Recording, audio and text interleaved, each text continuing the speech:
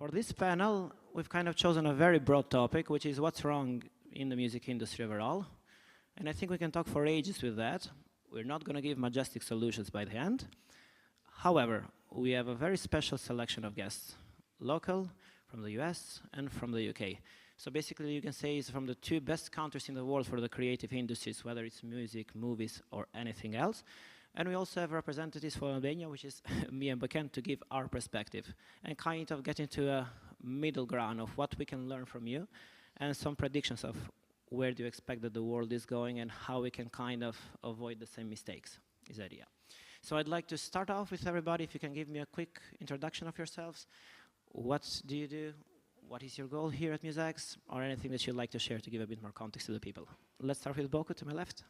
Okay, hello, I'm Boykan Lago. I'm a musician, a kind of musician. You're a great musician. Because I make music from '93, my music, but also I've worked in TVs, in medias, in radio, and in national TV, in private TVs, and mostly my role was to create an opportunity for young generations with different kind of programs that just like to promote them through the TV programs dedicated to especially the young generation. So I worked these years for organizing festivals and programs like kind of like live sessions for young musicians, and this is the thing that I do, and I think that is needed here in Albania also. Thanks, Boko. Hi, I'm Lynn Landway, and what do I do? I've worked in the music business for a very long time, and I'm not going to tell you how long. I've done A&R for Sony and for Universal. I've been in management, managed big bands and developing bands. I think that's all. That is a lot. Yeah, so I'm Kev Westbury. I'm the head of artist development at the Terry Marshall Academy, which is a brand new thing we're developing in Hanwell in London. Very proud to say I've been in the sort of business for sort of 20 odd years, and we have quite a few names that we put forward and develop bands. Young bands really need guidance and they need help, and that's what we're here to do, is guide them, not just in their music. They love their music, they get their music, but what we need to do is like encourage them and learn about the business, how to succeed in the business. Doesn't mean to say you've got to be famous, but it just means to say you've got to be like enjoying it and earning a living from it. That's really hard. Yeah, that's beautiful. I completely agree with that. Hi there, I'm Pete Jenkinson. I'm from Manchester in the UK. I'm from a record label background, but initially I started out at college in a band, a rock band, moved to Manchester, started work at the Hacienda collecting pots or pint glasses, stayed there, helped with their promotion for a few years, then started my own nightclubs, moved on, set up a record label, and we've just gone over our 30 years. We're an independent dance music electronic artist label, and our USP, I guess, is to to have as many international acts on the label as possible. So aside from that, I work at the University of Manchester, and I run a record label for them to help students to get a taste of commercial, I wasn't going to say success then, or at least commercial experience of releasing their music in a real sort of environment. Thanks. Thank you so much. It's a very varied panel coming from both the educators from universities, and we also have the industry. Now, I'd like to start it out from the very basic, because I have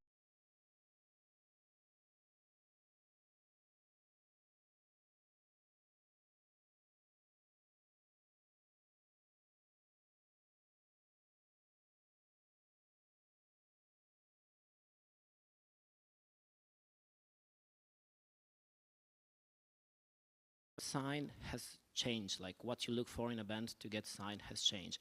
What I would like to ask each of you is that, and starting from you, Lynn, is now in 2026, or let's say in this modern internet ecosystem, on however it is developing now, on the medium and or higher levels, what do you look for when you're looking for an artist to either promote, to either sign, to either manage? Because I know that you've touched pretty much everything in the music industry in your career. You've been everything for a little bit or for a long while. So now, what would you look as a package for an artist? And please, like, feel free to also share examples for an artist that would give like a 500 people venue and then kind of gradually go to the artist who would be like the bigger artist. What would you see now? I would say that this is the characteristics I'm looking for. This is what shows me the potential. This is what you have to do to kind of impress me that I would pick you. That's a fully loaded question. Yes. It actually depends on what I'm looking for, and it differs by genre. So in general, though, I'm looking for an artist who will work. Talent is 10%. I know it seems like it should be more, but everybody's got talent. It's easy to find talent. It's hard to find people who will work for it. You don't want to work with somebody that you want it for them more than they want it for them. And for each thing, I still love to go see live performance, because that's where you'll really see, can they connect with an audience? Do they understand how to build a community? Community is the most important thing in breaking a band. That's kind of the key right now, because there are so many different ways for an artist to put themselves out there. But for me, it's, do you have an audience? Do you know what your identity is as a musician? And do you respect the audience that you have? Meaning, if they love you for a song, you don't get tired of that song. You have to play that song for them. If you don't play that song for them, then you're just a spoiled baby.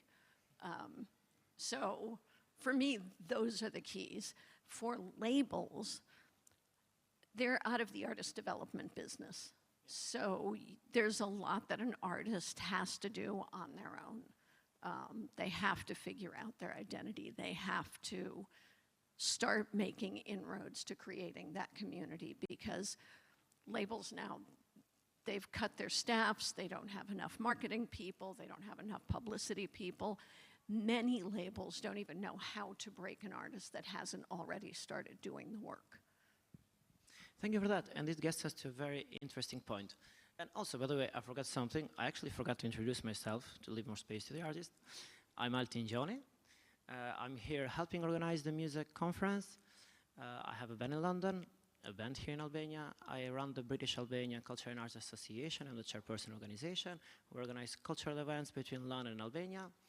A musician, first of all, songwriter, producer, like everybody is in a certain way. That's the main thing. And I also work in marketing in music business for mainly instrument companies. But as everybody, we try to be creatives with everything, and we try to follow our passion in whichever way. So it's a pleasure for me to be here, first of all. Now, getting to Lynn's point, which is very interesting here, because I love what you said, because you're talking from different perspectives, because I know that you've touched both the personal side, being manager of bands and trying to break in and take it to that level, but I know that you've also been involved at the highest level when the demand shifts from, I don't want to say from the originality to the numbers, because I don't believe in the division. I think it's all together at a certain point. Now, I wanted to get to Kevin, because I know that you work with bands and with artists from the very, very, very beginning is the idea. When you work with them, because of course you will be looking for that originality and similar things, but I want to ask you, once you find that artist, or you can also start with what you're looking them to start working with them since young, how do you work with them now compared to before to get them to the sort of level to have that community? Like, how do you incite them to develop community? How do you incite them to basically do what Lynn said, to work? So basically, so nobody's going to draw you in. How do you make them work and take them towards that work that's going to take them towards different levels? Because I think that's a precious thing, and personally I think it's changed a lot from before, and I really appreciate an educator or somebody who can make the artist have those personal characteristics. Yeah, I think it's really hard for young bands who are very young ones who don't get even though they're into social media, they don't get how much work is involved in that. So we focus basically on how the band sounds, how the energy is on stage, so that they really, the crowds respond to them. Songwriting and rehearsals for a show are different things. So we often get bands that are rehearsing and they're changing the song through the rehearsal. So no, this is a rehearsal. You rehearse what you know, really get it tight. If you want to do songwriting, that's a different session. You do that at different sessions. So getting the bands to understand that, getting the energy on stage, sometimes it's not very natural to be energetic. So shoegaze bands are quite sort of like, you know, dull. But they've got a really nice sound, so working with those. I think generally, my thing is working with the bands and getting the bands up to a level where then you would say, now we need a content creator to come alongside to create the social media presence that's needed. I'm wondering at the moment with the AI thing whether A&R people might start to have to go back to live gigs because they're not trusting what they see on social media anymore. So I'm hoping that's going to happen, because I remember the days of A&R guys just coming out to see live bands, and I love going to see live bands. There's nothing better than seeing live bands. It's just amazing. So yeah, I'm sort of like, you know, trying the songwriting thing. We work with Nick Torber, who's like the Thin Lizzy and Def Leppard and all that, did all those. So he's got an incredible, for a man of his age, he's got an incredible ear for spotting little things in a song that say, have you tried doing this and tried doing that? And those little things can change a song completely. And the producer ear like that. Without sort of ruining the song, because we don't want to take their creativity away. They own the songs. We want them to own everything. But just to give them that little bit of help for that, you know. Also the key things in, like, you know, if you get a gig, turn up on time, bring all your stuff with you, and make friends with the sound engineer. It's very important. Exactly. Yeah, so yeah, that's the sort of what I do, and I try and get, and like I think what you're saying, work hard. We sort of like worked with the Molotovs in their early days, and I've never seen a band work so hard. You know, 3 or 4 gigs a week, plus rehearsals, plus school. They just worked so hard, and they did the 10,000 hour thing, you know, and they're achieving it. They're on tour with Youngblood at the moment, which is amazing in London, in England. So yeah, but that's a work rate that we sort of say, if you want to get somewhere, you have to work hard. You can't just expect it to come.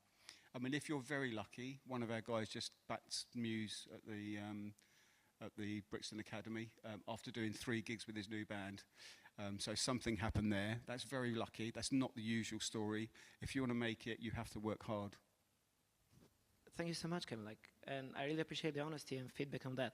So what I'm understanding so far is that even though I was kind of pessimistic when starting the panel talking about what's wrong, I'm getting more optimistic as soon as we go. Why?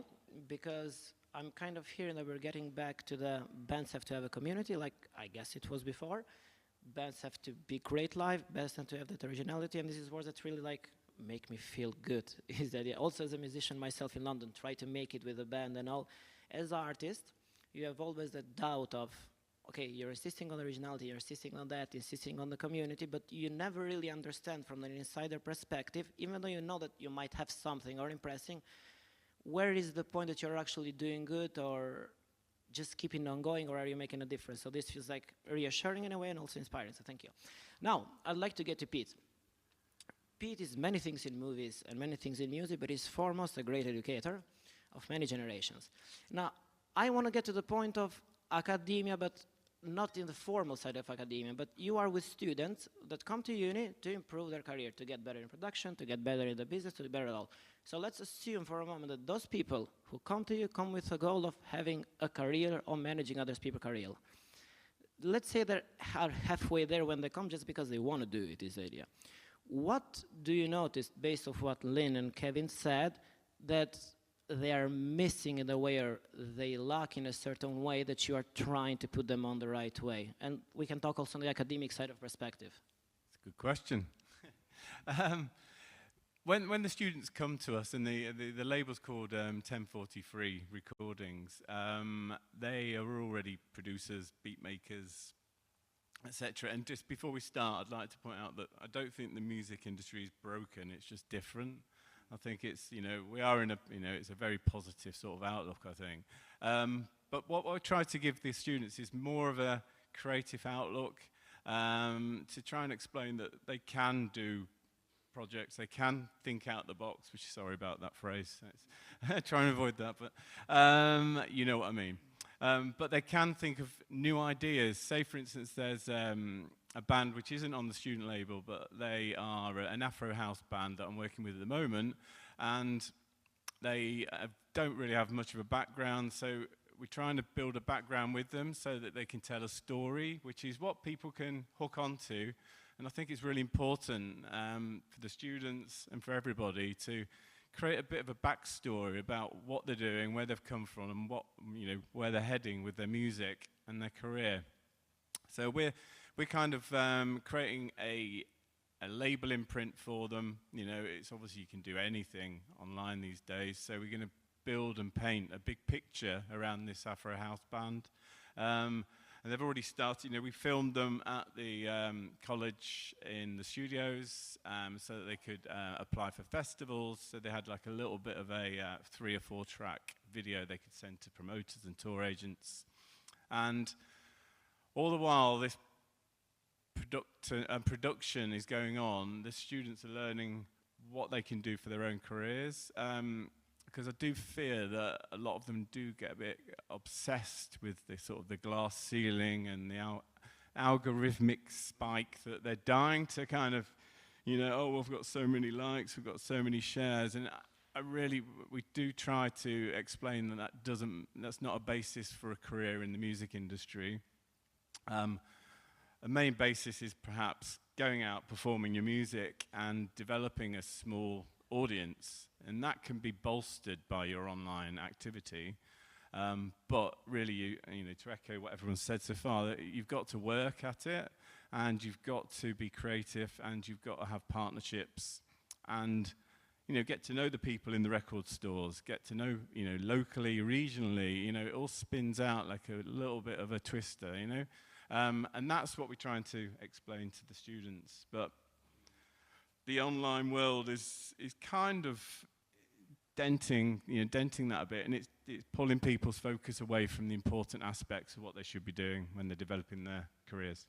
But are they like putting on the work in a sort of way when they come to uni? Because I would then want to make a parallel with Albania, where we don't have the formal education.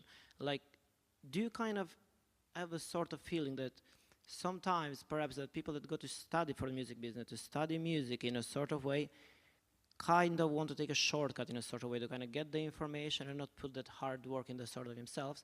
Because myself, I've noted a sort of phenomena, having studied as well like music business, that the students that were, at least in my generation, of course, not everyone, were kind of expecting a magic formula. It was as they were finishing a unit as engineers in a way, and I want the formula to then go get hired as an engineer and do that. Not sound engineer, I mean overall, or doctor or anything. They were kind of waiting for a formula and waiting for that, and I feel at the moment now that there's this, as an artist myself, I take this perspective that there's this sort of overshadow, if I can talk how I think it in a sort of way that, or a sort of mythos to this industry structures, in a way that I feel sometimes get people stuck and kind of waiting for that magic pill. Do you feel that actually the students that come are doing that street work, the rough work, or everything that is needed, or are they more leaning on into something actually happening? I think, yeah, as I mentioned, I think they're too focused on the online kind of development of what they're doing in their careers. You know, I mean, I think there's that old saying that if you get 1,000 people that are connected to you online, or, you know, it's like with the Patreon model, that's all you need. You know, you can perform, they can buy your music, they can go to your gigs, and 1,000 times whatever it is that they're paying to see you or to consume your music or whatever it is on whatever platform, that is perhaps enough to be making a living out of at the time. And that's what I think students are losing sight of. And I think you're right, they just want to do a degree, get the magic bullet, they can leave and they're stars, you know, they've already done it, whereas they need to be working at it while they're studying. But also, we'll say, you know, 3 to 4 years after you finish, you need a job to carry on developing your career. It doesn't happen like magic. So, you know, without being too down on it, it's true, you know, it's realistic. Thanks, Pete. Now, why I wanted to go to this point and why I wanted to ask Boko less about this, to give everybody a bit of context.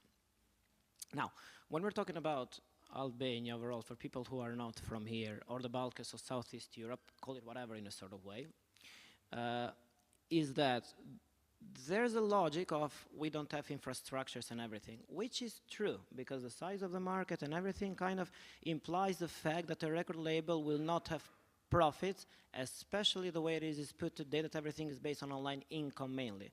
So as you know, like people who work in the industry now, whether record label, everybody, especially when it's a small market, they kind of want to make a, let's say, of course not that, but a 360 deal in a sort of way, merge together in everything that the artist to have. Personally, I don't think that the lack of the structures here and having that sort of person who manages everything and kind of goes through the cracks and everything of an industry that's not existing is necessarily a bad thing. Because everything that you're mentioning now, being great live, building a community and doing everything, is also things that are relevant here in the region in a sort of way. And this is kind of mainly to inspire people, or at least how I think in being a musician here and also there, that it is kind of, in a way, the same thing, but there's different aspects to lean to everywhere. Now to get to Boku. Boku is an incredibly successful artist in Albania, and in my opinion, he started the alternative scene, like, in the 90s. And he's worked with many bands, broken many bands, honestly started the first, like, even TV shows that were dedicated to live bands. After having heard the perspective of what bands need to succeed in the UK and the US, let's speak, what is your experience with artists here? Like, what kind of work are we doing, are we not doing? Is the idea that we mainly should lean on, even for the artists in the audience now who are Albanian? What artists need here? Yeah, like, what are we doing, or are we not doing, that is relative to what everybody here suggested that artists should do? Like, what is relevant to Albania now? Are we putting on the work now as Albanian artists, or are we just leaning too much on the fact that we don't have an industry and we kind of skip all the work that we have to do ourselves? Okay, I'm not really a specialist of international music industry because I've never been a part of No, we just keep it the local, like international what we see industry, here. but I know Albania because I've been part of a kind of strange way of growing, of culture growing these years after communism here in Albania. And this is here is a different country. I've been working on TV mostly, and I've touched the effect of my work creating platforms for promoting young musicians and bands and musicians. My advice for everybody who's making music is just to make music for culture, for fun, feeling free, for being better persons, not for professionality. And I see a lot of young musicians. They wanna play instruments. They wanna create bands, but I think everybody needs to have more motivation, more mechanisms, structures, media structures, to have more motives to go on with that dream and with that to making music. For example, what we are doing with this event, Muse-X, promoting. Maybe this is the one main event, but we need to have more small stages, small concerts, more clubs that are promoting young bands and young musicians, more festivals in TVs, in public, national radio, television, more platforms for young musicians and young composers. So everybody will have more motives to go on with the music. And in this world we're living now, I think that there are happening strange phenomena. Everybody is discussing for music industry and for role of internet, for good role or bad role, but there are a lot of different examples that there are some artists that are promoting themselves better in this time now between internet and possibilities of technology than collaborating with record labels, or so everything is different. It has to be free, and we need to create more possibilities to promote. That's all. Perfect. So what I'm also understanding so far is the fact that pretty much is the same situation, because at least how I think of it is that motivation is the sort of key in a sort of way. It's a very broad term, is the idea, but probably the difference with somebody who does that work or does not do that was the motivation. As an artist being here, I think that motivation, at least in our region, is mainly tied up to the fact that Boko was also mentioned, the feel that they lack the support or they lack the places that they can play. They kind of lack the grassroots. Having lived myself here for a long while, I kind of noticed that the last 15 years, the grassroots is actually almost gone here. It's literally almost gone.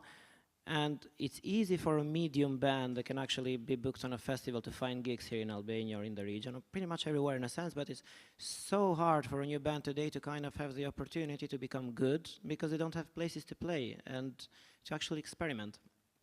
Now, asking from a perspective of outside, which I think is very positive, because what I'm hearing right now is that the internet is important, but we have to get back to the old ways, which I love, and I think it's a very good outcome to everything here. Regarding the grassroots level is area, if we were to talk now to a band that they're writing an album, they have a certain community, they might have like 100 people, and in the gigs they kind of sell out like 80 to 100 people venues is idea. They have their followers, they have their thing going, a bit of originality is idea, but they're not that great in the sense of taking it to the art. They don't know how to go from the 100 to the 500, and they've been doing for 5 years just the 100 gigs venues. What would it take for that band, which is a situation that many, many bands find themselves for years? I've noticed they never actually managed to go from the 100 to the 500. What is the thing that takes you from the 100 to the 500, to that level? And then we talk for after stages beyond, like, what have you noticed? Is it that somebody that has to come in to help you, like management or something? Is it that you have to sharpen up some skills, and what those skills are? What do you think is that bridging the gap? I want to direct to Kevin you first, because I'm just staring at you for like 5 minutes while speaking.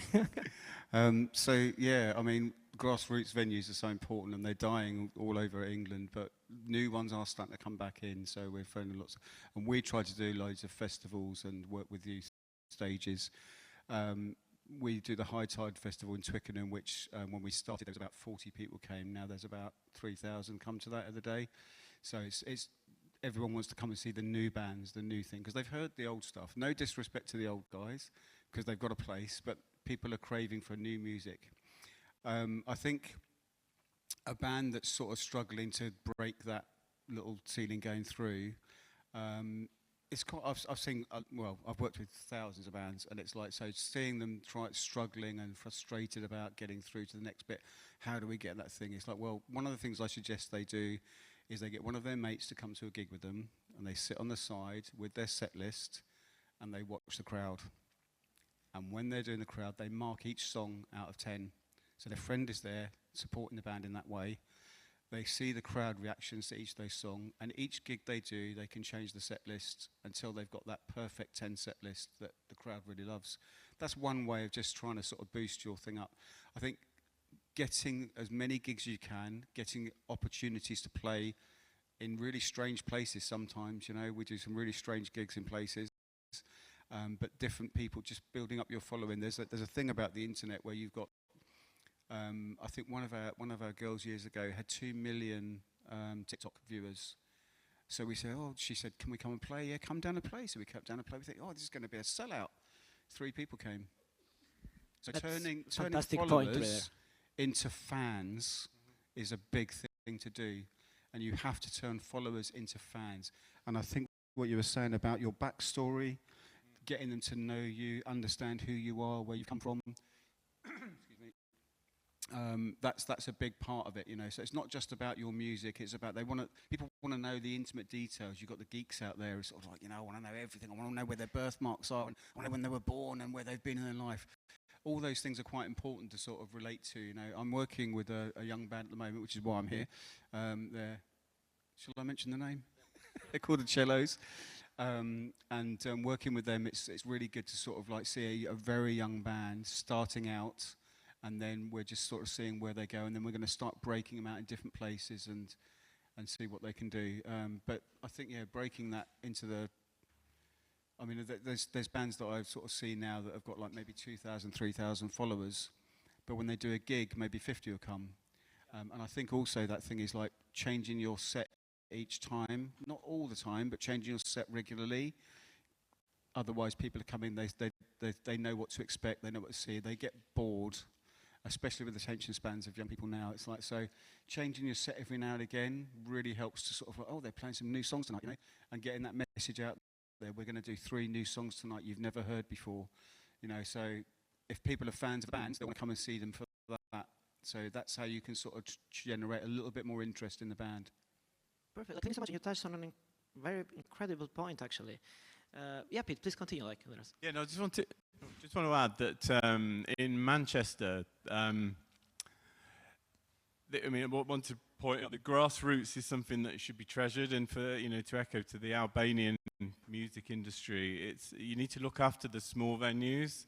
There's a body in the UK called Music Venues Trust, which is putting through a scheme where arenas and stadiums have to pay £1, that's like 10 lakh per ticket, and it has to be given back into the grassroots venues, etc. And just to support, where all these artists come from. They did start out in a 50-person venue, and now they're playing in stadiums where all the thems are making a lot of money out of it, whereas the us's at the bottom are not really seeing much of that success. So I think that's really important for industry, especially even Albania is obviously a smaller industry, but it still needs to look after where the bands are coming from and to give them opportunity to perform.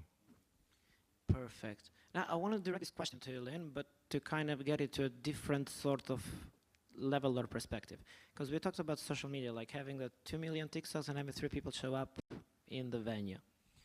Now, when I was doing my music business uni, we had like people from labels coming over, and some people were very blunt, because this is a few years ago. It was kind of the period where TikTok was all the hype. I'm sure it is the hype still in a way, but it was like the thing, and it felt for me that it was kind of justifying A&R, so it kind of became the way that everybody in the industry was discovering bands, because they either weren't willing to invest in them, or they were like justifying in a way the work, like, okay, they're big on TikTok, so we'll make it. Do you see at the higher levels, or universal level, like this sort of thing breaking now? Like people being very big online, but then not actually making real results. People getting signed because they were big online, but then actually not getting dropped because that was not real. Is it going to that point now?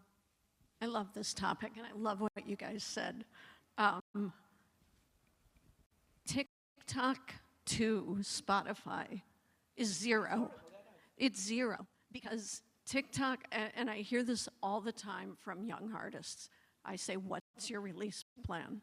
And they say, I'm going to put this out on the DSPs, digital service providers, like Spotify and whatever, and I'm going to do TikTok. TikTok is not a release plan. TikTok is a promotional tool, and in fact, the only thing TikTok does well is show you personality. If somebody loves your personality, they might go listen to your music, but that is a scroller's world. They are not getting off of it. There's FOMO. It's, I like this artist. I'm going to look them up after this. 2 hours later, when they're done scrolling, they don't remember that. There's absolutely no transfer. And studies have shown it. So the idea of creating a release plan, and to everybody's point, if you're making music and you don't have a release plan, which is, what are you going to do to support the release? What are you going to do to keep people coming back to the song? why put it out? Everybody's putting out music. It means nothing unless you can get people to come back to the song. And when all you're doing, and I hear this a lot too, I'm gonna create a viral video. The minute somebody tells me they're gonna create a viral video, they don't know what they're talking about, because humans create a viral video. We don't create it. It's like you can put it out and hope for the best. You can strategize all you want about this thing goes viral, that thing goes viral, but it's a moment in time. And if it's a unique thing, you don't know. You don't know if it's gonna go viral. So you are creating content in the hopes that you'll create familiarity. Familiarity is what makes people like you. From the standpoint of getting somebody to come and labels make this mistake all the time. You see it with the Idol shows. How many people win Idol and then actually have a career? Very few, because the people watching Idol are not a music audience. They want a backstory, they want to know, and again, to the points over here, when you are a developing artist, when you are an established artist, everybody wants to know everything. When you're a developing artist, everybody wants to know that you're who they think you are.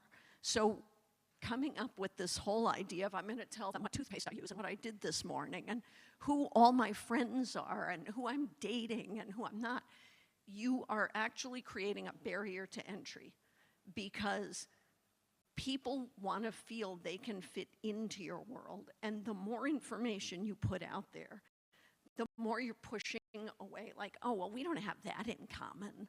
So you want to create an opportunity for people to know you, but you don't want to create the opportunity for them to decide why they don't like you. And that's an audience problem. So part of this is an industry problem, and part of it is an audience problem, because people, there's an imagined sense of intimacy that the internet brings. We think we're friends with people we've never met. We imagine we know people we don't know because they put stuff out there. You don't know their lives. And the key when you're developing is to figure out almost the character that you're gonna play, what you're going to release, what you're not gonna release.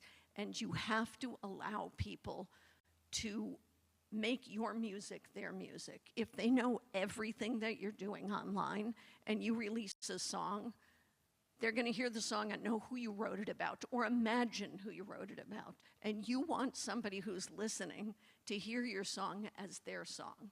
They wanna either think you wrote it about them or imagine somebody wrote it about them, or they know who that is. You can't give everybody everything and expect everybody to like you. Every time you give away too much information, you are lessening the opportunity for somebody to learn how to love you, because you already threw it out there. We don't do that on dates. Why would we do that on the internet? Yeah, it's as if I were talking here about food or whatever, or literature.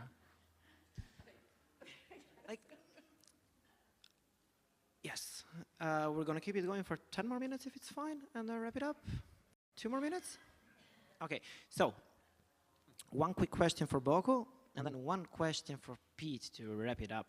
Boko, why do you think there's this detachment from the TV shows, which became a huge thing here, and actually making a career in music? Because there's so few that actually were good in a TV show and then made a career in music. Is it because they're targeting a different audience in real life rather than what music listeners are? X Factor, The Voice, and all of that. So basically, like, why do you think that people who run through X Factor, The Voice, don't actually make a career in music afterwards? Very few. Why people are running to take part in these TV shows? Yeah, and why is not the success there transferred to real life success afterwards? Okay, let me explain. My last experience was taking part as a member of jury in X Factor Kids here in Albania, in a private and national TV.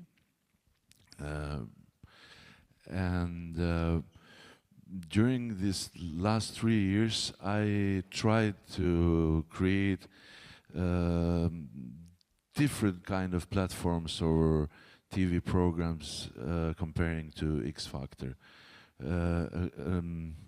More like BBC Live Lounge or NPR live sessions, or more simple platforms, no hard competitions.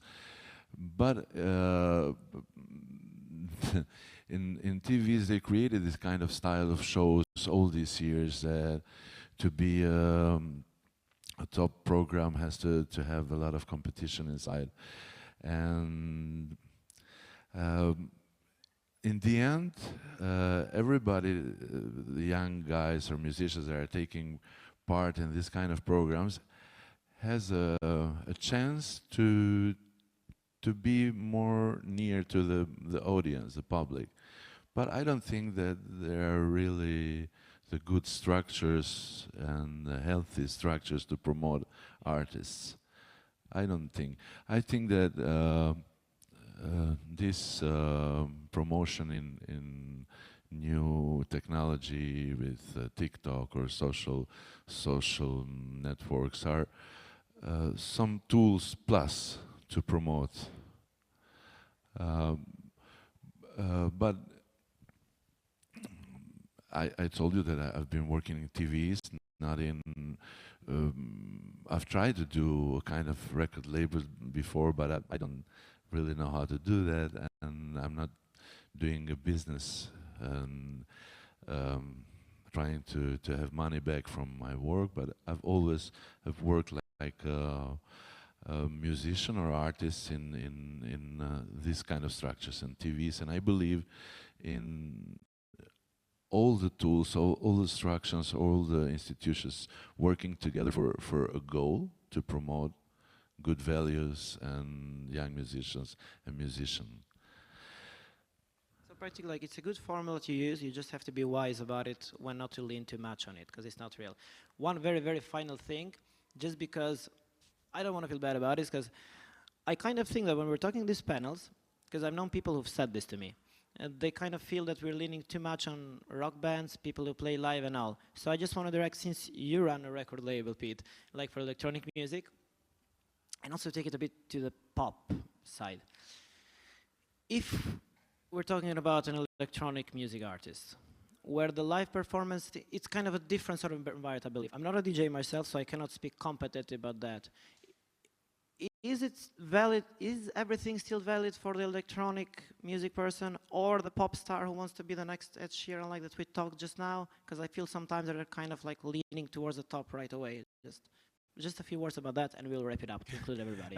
It's a difficult question to answer, but I think electronic artists, more of them now are playing live because they want to play live, and it's an easier entry into performance because of the kit, the software that's available. It's more focused on performance.